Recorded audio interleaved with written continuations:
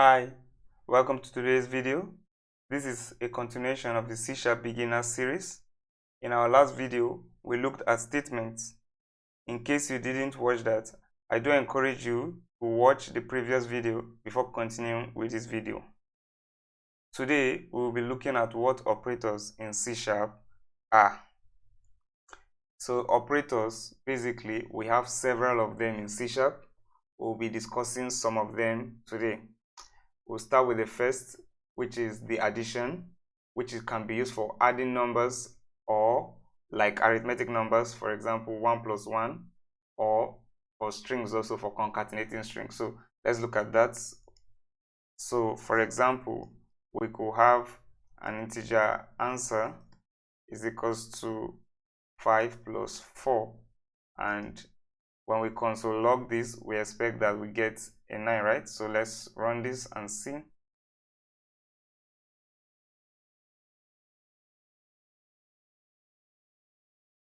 So as we can see, our answer is 9, which is what we expect.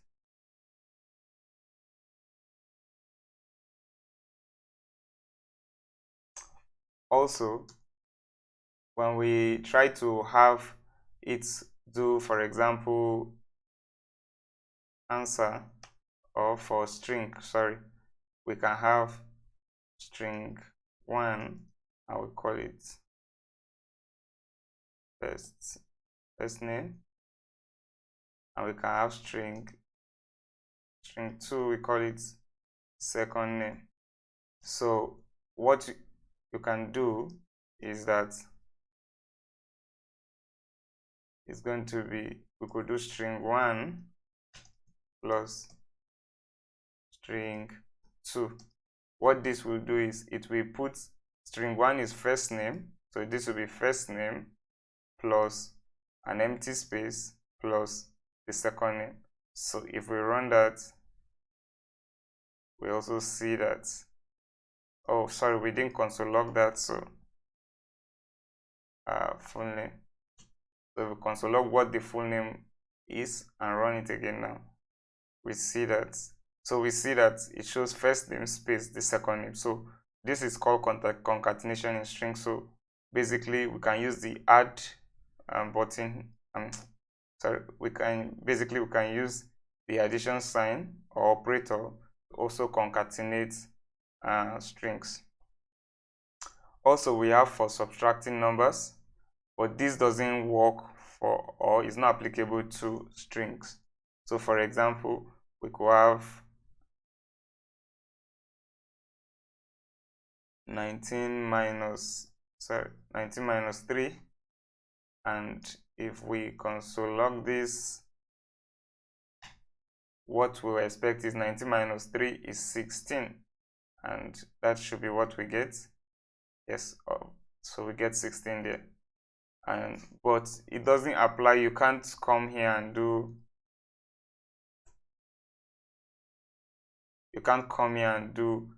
something like string 1 minus, maybe you say you want to remove the last e, for example. This the subtraction doesn't apply to strings. We only have negative subtraction, that is subtraction for numbers. So it's only for arithmetic needs that you can use your negative symbol, basically. So that is for the subtraction. For multiplication, is just basically the same. So I will do multiplication and division and the remainder together here. So for example, let's say we have or basically I could just come here and we could have multiplication. So 19 times 3, that should be 57, and when we run that, we expect that we see 57 there, which is what we see. So if we say divide, now remember when we spoke of data types, we said integer takes in the whole number only, and I said that it will ignore the decimals. So for example, 19 divided by 3 should be something like 19 divided by 3, we're expecting it to be 6 points. That way it will remain 1, so 6.3333. Something like this should be what we expect. But because this is an integer, the integer will ignore the decimal part, and so what we expect there will be 6. So what we get there is 6 for division. Similarly, we have this operator called the modulus. Now what the modulus does is basically like the percentage symbol, but what it does in C#, it gets the remainder. So for example, 19 divided by 3 is 6 and it remainder 1. So what this does is it returns the remainder, and the remainder in this case is 1. So if we run this now, we see that we have 1 as our answer. So basically that's what the modulus does. So the modulus operator just gets you the remainder of a particular division. But if I were to change this now to division back and I make this a float, you know, based on what I'm saying, you expect that you see maybe something like 6.333. But when we run that, we still see that what we get is going to be 6. And the reason why it does that is because this is an integer. The compiler sees this as an integer. It also sees this also as an integer. So when it does 19 divided by 3, it gets an integer value also. It will return an integer value. So 19 divided by 3 will be 6 as an integer. So that is why, even though it's accepting a float here, because these numbers here are integers, it will do the division as an integer. So if I want it to be like a float or like a double, for example, if I make this 3.0 now, but because when you make this 3.0, it's 3.0 by default, a decimal by default, any decimal place by default, if you don't specify, it sees it as a double. So what we could do is we could just make this a float, so that it knows that we want to reference this as a float and not as a double. But because by default, it sees any decimal as a double. So if we do this division now, what we're expecting, we should see the decimal, and that is what we see here.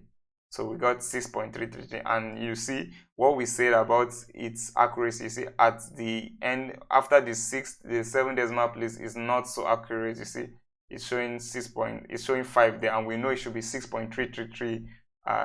So but I don't really care about the accuracy here. So basically that's just that. So we see that for it to divide this as a float, one of the two parameters must be. So for example, if I make this, if this was the one I made a float, for example, the same thing we apply, it will get the answer as a float also, exactly as a float. But if this is not a float, if this is an integer and this is an integer, it will do the division as an integer, even if this is a float or decimal or double.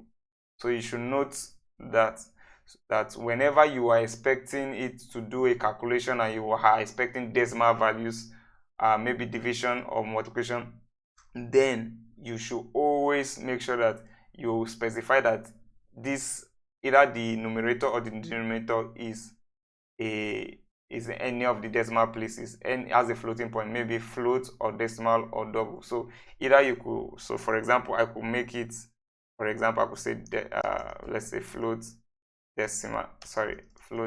denominator, and I could give it 3. And if I come here and I say denominator, this also works because it knows that denominator is a float, because we have specified previously here that denominator is a float. So when it comes here, it knows that this float, even though it is 3, and by default 3 will have been an integer, but because we are telling it here specifically that don't treat this 3 as an integer, treat it as a float. So you see, if I over 3, it's telling us it's an integer, but we are telling that we want it to be recognized as a floating number. So when we now do the division, even 19 divided by a floating number, and we'll get the same thing, 16.333. Yeah, so as we can see here, we see 16.333. So basically that is the division and how the data types are interplayed here when it comes to division. So back to the slide, the AND bit operator and the OR bit operator. So if we look at the next slide, we see what the AND bit operation should look like and the OR bit operator should be like. So when we have 0 and 0, it should give us a 0.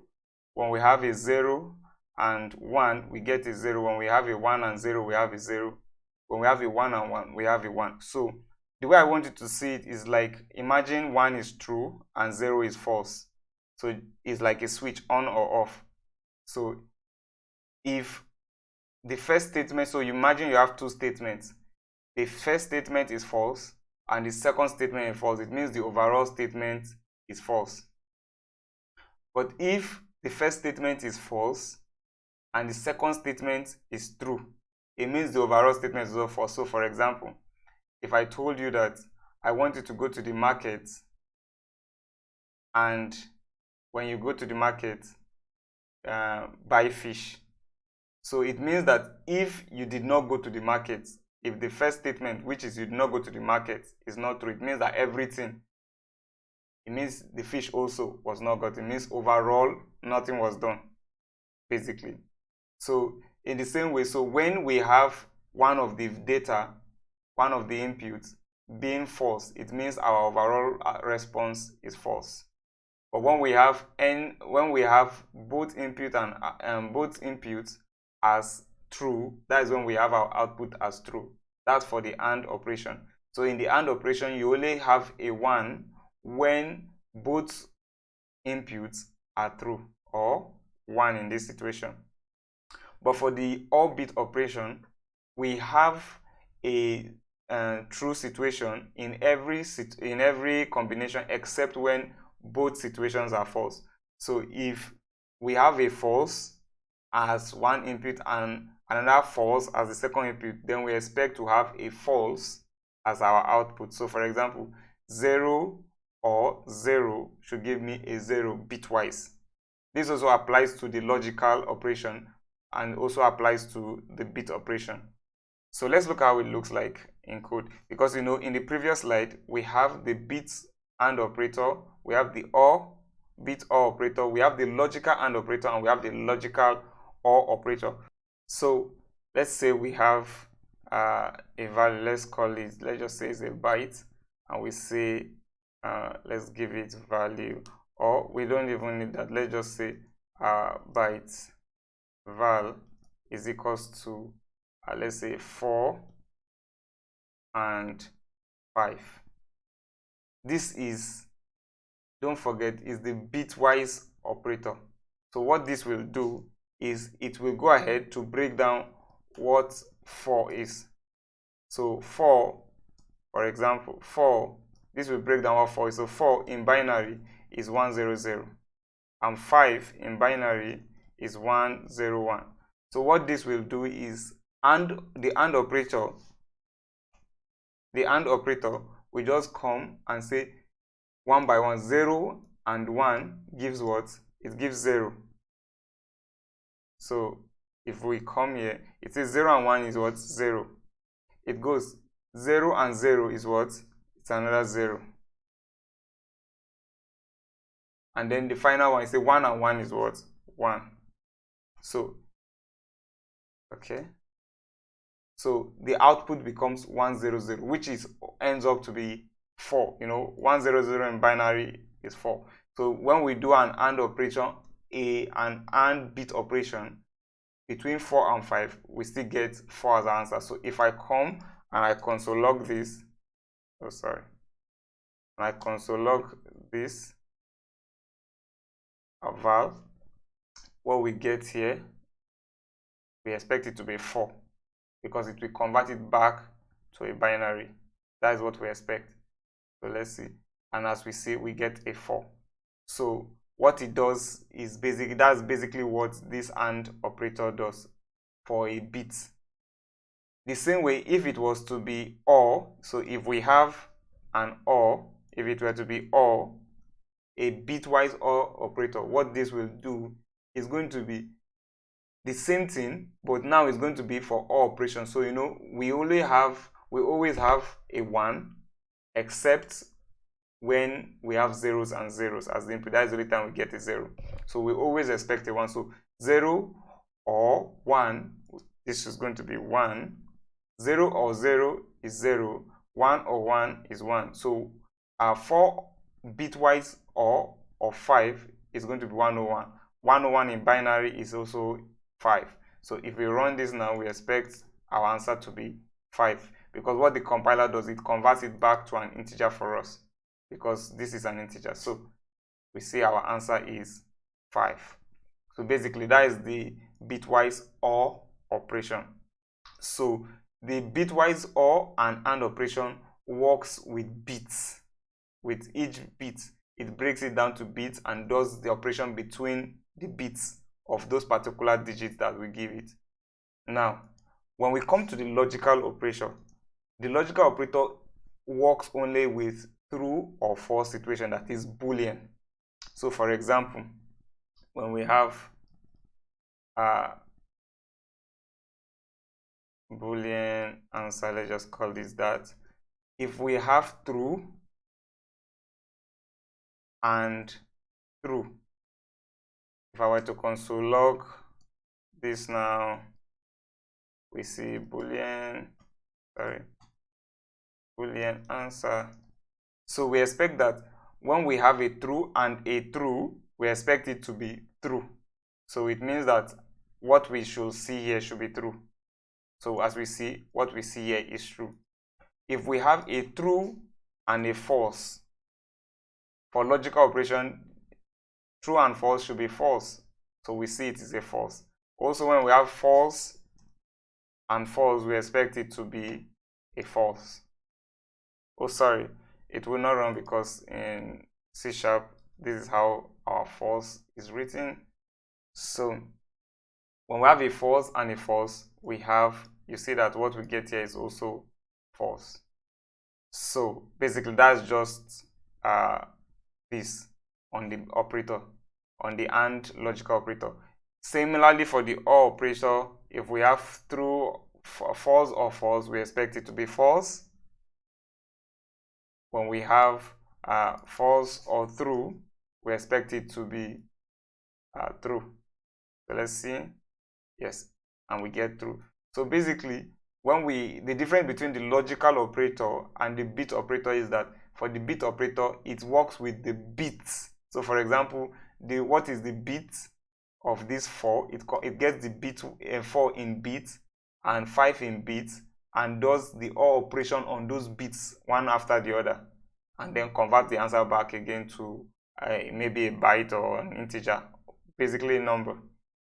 But for logical operator, it checks booleans. So it's done between booleans. So it checks the state of the boolean. So this is false or true, and it does the operation on those two operands and gives us the answer within our variable here.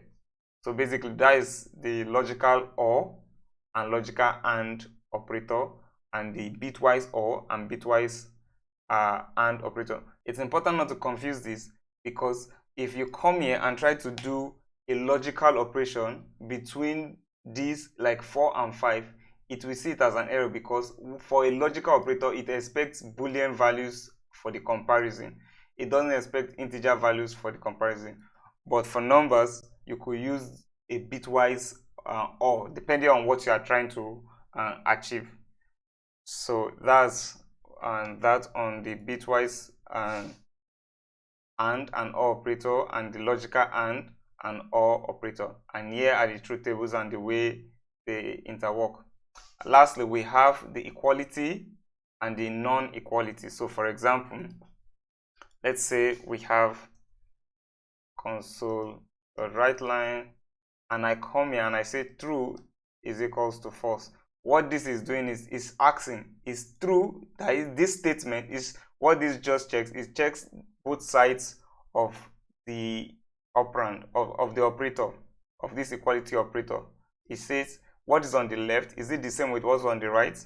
And we know that is not true. This is not equals to this. So if I run this, I expect to see a false. Exactly, because true is not false. So if on the other hand I came here and put 4, is 4 equal to 4? Yes, 4 is equal to 4. So when we get our answer here, I expect it to be true as it shows. So 4 is equal to 4. So this just checks both sides of what is this just checks This just checks what is on both sides of the operand to see that. So basically, this just checks what's on both sides of the operand. We have 4 on this side and 4 on this side. So basically is that whatever type you have on the left should be what the same type you have on the. So for example, we have an integer on the left, so we expect an integer on the right. For example, let's say that on this side, what you have is a string 4. This will not work because it sees this as a string and you cannot compare a string with a number. So by default, it will complain and say that there is an error here. So this is important to note for the equality. And the inequality is actually basically just the opposite of this. So for example, if I came here and I say this is 44, so this is just saying, is 4 not equals to 44? And that is true. So, 4 is not equals to 44. So that statement should give us a true. So if I come and run this, because 4 is not equals to 44, we have a true. But if I come here and I say 4 is equals to 44, it says no, 4 is not equals to 44. So it returns a false. So basically, they are just opposite of each other. So you be careful the way you use it, because if you try to negate, you should be clear on why you are negating. And because when you negate, it will change whatever you have. So for example, you come here, this will give you a true because this is not equals to this. And one last operand I would just like to talk about, since we are on this, is the not operator. Basically, the not operator is this exclamation mark. So for example, if we have, let's create a variable here, a boolean, let's just call it boolean variable, and we call it false by default. So if we come here and we say that we want to write boolean variable, so if we run this, what this does is it inverts whatever is here. So for example, if this is true, this you are saying not whatever is this. So if this is true, you are saying not true, and not true is going to be false. And if this is false, you are saying not false, that will give you true. So although boolean variable, we have set it to false here, but because we are negating it here, so this will say negate whatever is here. So negating false will give us true. So if we run that, you see that what we have here is true, because it's going to negate whatever is in my boolean variable. So this is also a powerful operand we use in C#, the not operator. You could just use this to invert basically whatever is coming in based on whatever logic you are trying to execute. So back to our slide. So these are the operators we have. I hope we got a grasp of all the various operators we have. If anyone is not clear, please, I would like that you drop comments so that I will be able to answer and respond to you. Also, these are not the only operators we have in C#. We have, for example, the XOR operator and some other operators that we have. As time goes on and as you also keep developing, you will be encountering other operators we have in C#. Thank you, and see you in the next video.